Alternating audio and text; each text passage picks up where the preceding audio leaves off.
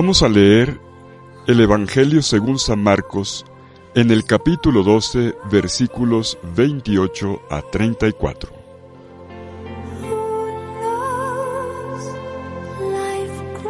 En aquel tiempo, uno de los escribas se acercó a Jesús y le preguntó: ¿cuál es el primero de todos los mandamientos?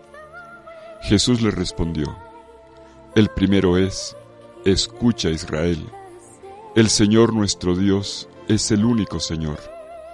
Amarás al Señor tu Dios con todo tu corazón, con toda tu alma, con toda tu mente y con todas tus fuerzas.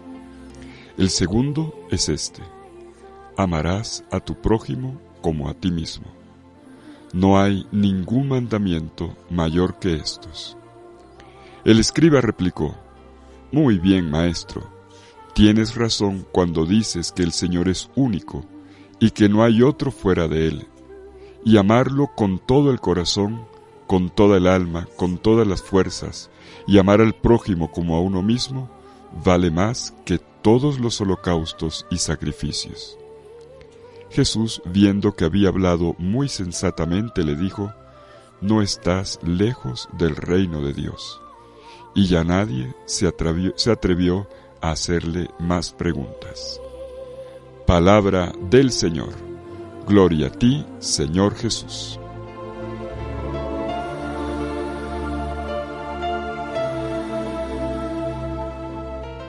Creo que todos estamos de acuerdo en el hecho de que el amor es la experiencia más estremecedora y decisiva de nuestras vidas. Quizás la única experiencia en la que sentimos que le damos a nuestras vidas consistencia.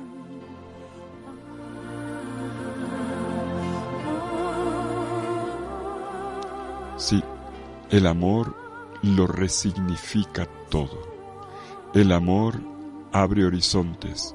El amor hace existir.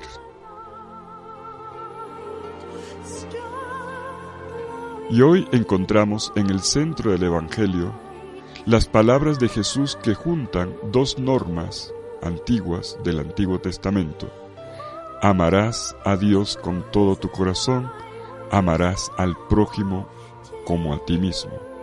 Jesús no añade nada nuevo a la antigua ley. El primero y el segundo mandamiento ya estaban en el libro. Sin embargo, el suyo es un mandamiento nuevo. ¿En dónde está la novedad? ¿Cómo ocurre esto? Vamos a mirar el texto. Nos dice el evangelista Marcos que un escriba que acaba de escuchar la discusión de Jesús con los fariseos a propósito de la resurrección de los muertos y que ha quedado admirado con la sabiduría del Señor, se acerca a él para hacerle esta pregunta: ¿cuál es el primero de todos los mandamientos? La pregunta proviene de una exigencia muy difundida en el ambiente religioso de la época del Jesús terreno. Se buscaba, normalmente entre los estudiosos, los lectores de la palabra de Dios, hacer una síntesis de los preceptos que estaban en la ley, en la Torá. La tradición oral, posteriormente recopilada en el Talmud babilonese, va a decir que son 613 normas. Por eso la pregunta normal era, en medio de todo esto, ¿qué es lo más importante? ¿Qué es lo esencial? ¿Qué es lo que constituye la intención profunda del corazón de Dios?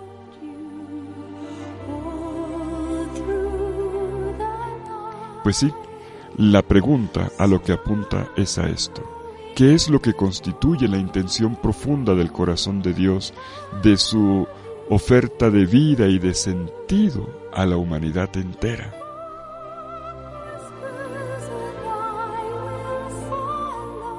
Y Jesús responde citando como primer mandamiento el comienzo de un texto muy conocido por todos los judíos.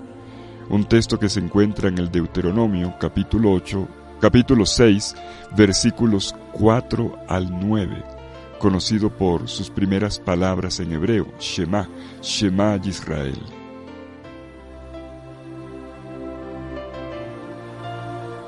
El Shema, que significa escucha, era la gran profesión de fe en el Señor que todo judío repetía 3 veces al día. Ya era una oración que era central incluso en la tradición rabínica. Escucha, Israel, el Señor tu Dios es el único. Amarás al Señor tu Dios con todo tu corazón, con toda tu alma, con todas tus fuerzas.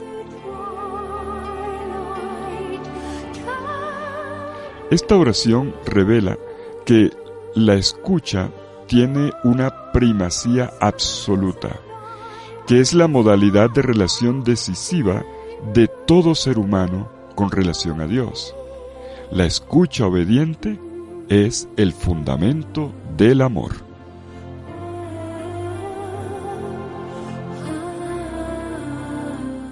Por tanto, las palabras del libro del Deuteronomio que Jesús cita parecen trazar un movimiento, un bonito movimiento, que va de la escucha a la fe.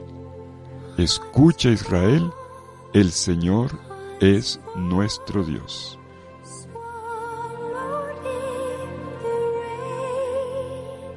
Este movimiento sigue de la fe hasta el conocimiento, porque dice, el Señor es el único. Y entonces de este conocimiento se pasa al amor. Amarás al Señor.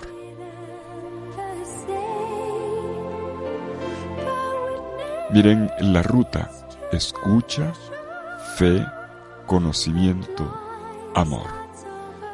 Estos elementos constituyen el amor según la revelación.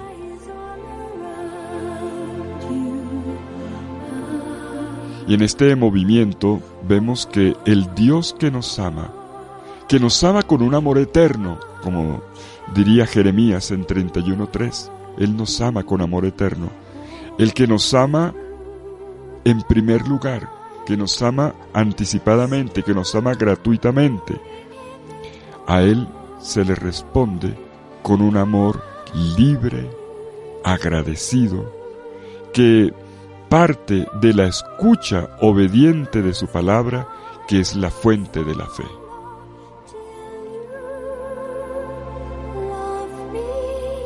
Abandonarse en el Señor significa abandonarse en su amor, en su capacidad de amar, en su ser que es amor.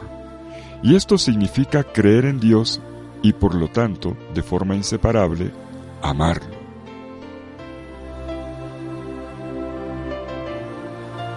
Bueno, de este punto de partida, podemos y debemos profundizar ya el resto de la lectura. ¿Cómo se plantea entonces el amor en los labios de Jesús?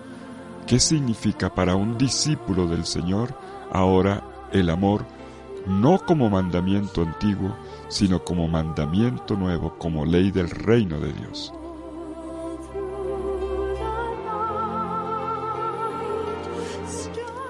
En otras palabras, ¿qué tipo de amor es este? Este amor hacia un tú invisible, hacia el 3 veces santo, hacia este que me ama primero.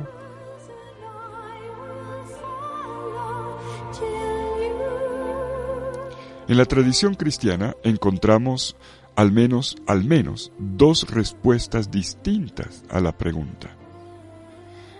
Primero, veamos por ejemplo en San Agustín y en toda la tradición espiritual que le sigue, el amor hacia Dios por parte de un creyente es un amor de deseo, un sentimiento, una dinámica por medio de la cual el creyente va en búsqueda del amor y por lo tanto un amar al que es el amor.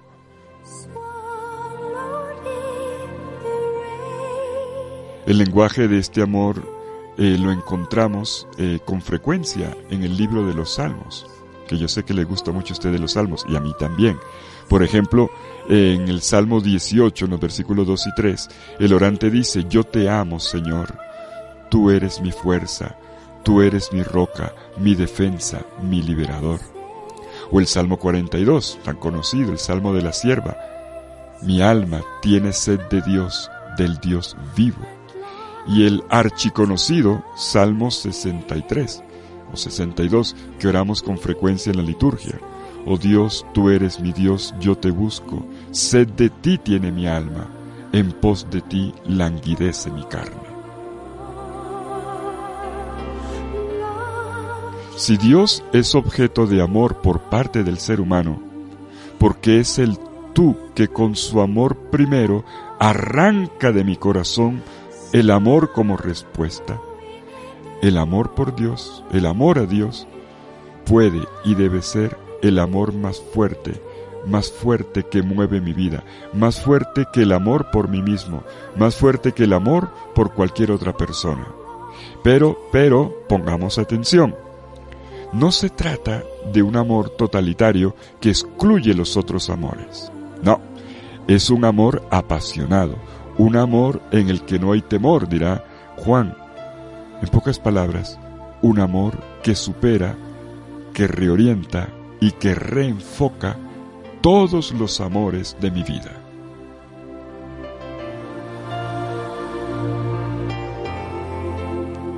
Bueno, pero en la espiritualidad cristiana también encontramos otra interpretación del amor a Dios.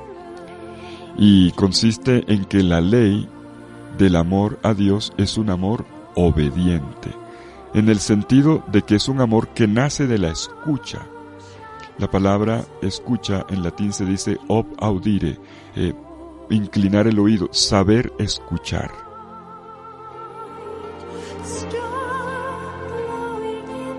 Por eso no nos sorprenda que Jesús, al citar el Deuteronomio, haya subrayado que todo comienza con el escucha.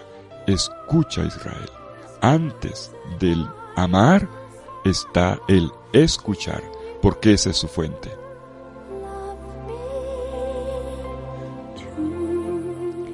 Por lo tanto, se trata de un amor que nace de la escucha, que responde amén a la palabra del Señor y al amor del Señor que siempre llega primero. Es un amor no de deseo, de búsqueda, de nostalgia, sino de compromiso. Un amor con el que uno trata de realizar completamente la voluntad de Dios, que trata de vivir como Dios quiere que yo viva.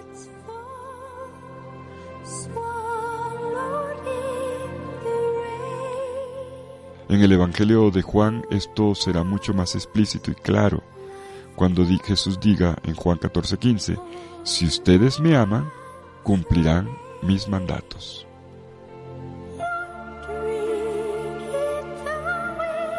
En esta segunda óptica, el acento, por lo tanto, cae en el amor por el prójimo que Dios pide.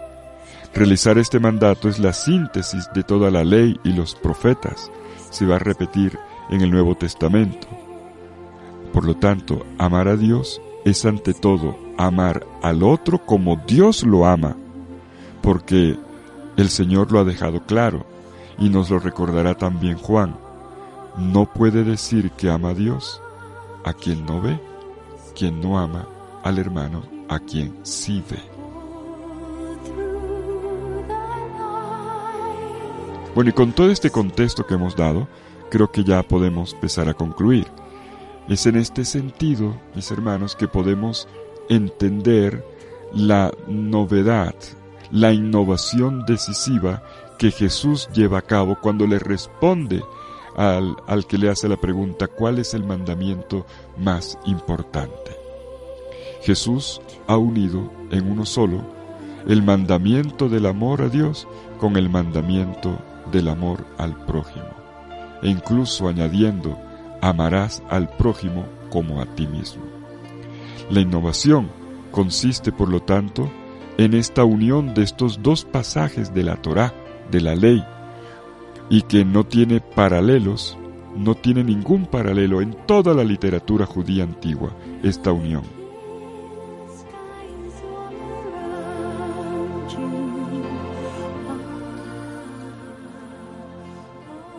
La novedad está en el hecho de que dos palabras forman un único mandamiento. Quizás, yo a veces pienso esto, el haberlos separado es la causa de tantos males que arrasan la humanidad.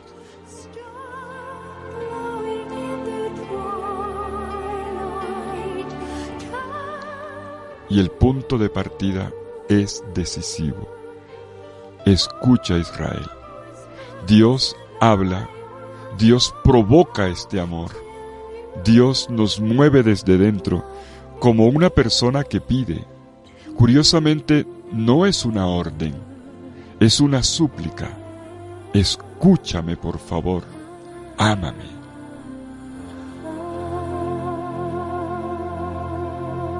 La raíz del mandamiento es una invocación, no una orden. Dios, curiosamente, pide ser amado.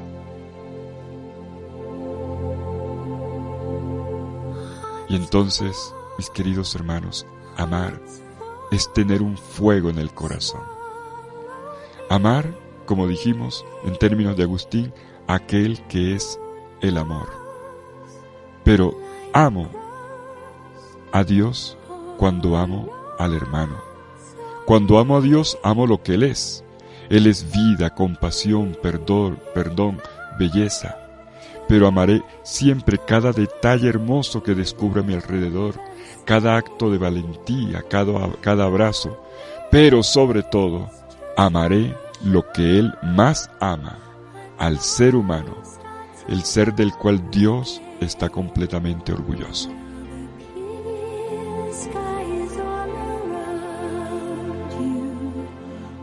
Amar qué nos lleva al amar cómo y cómo se ama, jugándosela por entero, con todo tu corazón, con toda tu mente, con toda tu alma, con todas tus fuerzas. Y Jesús sabe que hacer esto ya es una sanación de la persona, porque quien ama de esta manera descubre la unidad de sí mismo.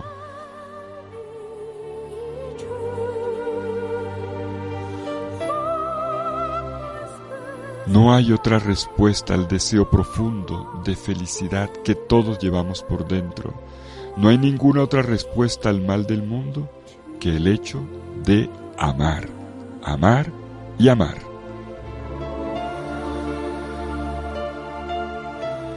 Pero permítame que lo subraye una vez más. Jesús ha dicho, ama, sí, y ama a Dios, sí. Pero corremos el riesgo de estar siempre a los pies de Dios, Señor, yo te amo, y olvidarnos del que está al lado. Por eso hay que recordarlo, la novedad está aquí, ama a tu prójimo como a ti mismo, casi como un tercer mandamiento, también ámate a ti mismo, junto a Dios y al prójimo. Así como quieres para ti libertad y justicia, también lo querrás para tu hermano. Así como tú quieres amistad y dignidad, y quieres que florezcan los talentos, también quiere esto para tu prójimo.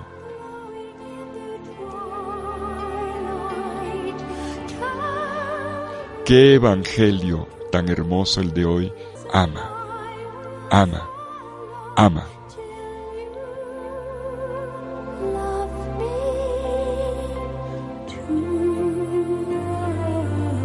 Y yo diría, ama esta polifonía de la vida y harás resplandecer la imagen de Dios que hay en ti.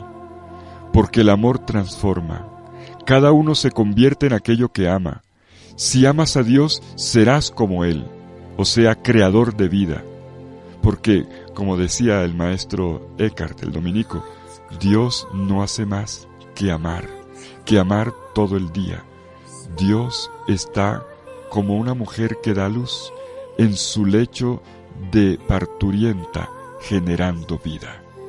Y entonces yo agregaría, mis queridos hermanos, amarás, sí, amarás porque el amor genera vida en el mundo.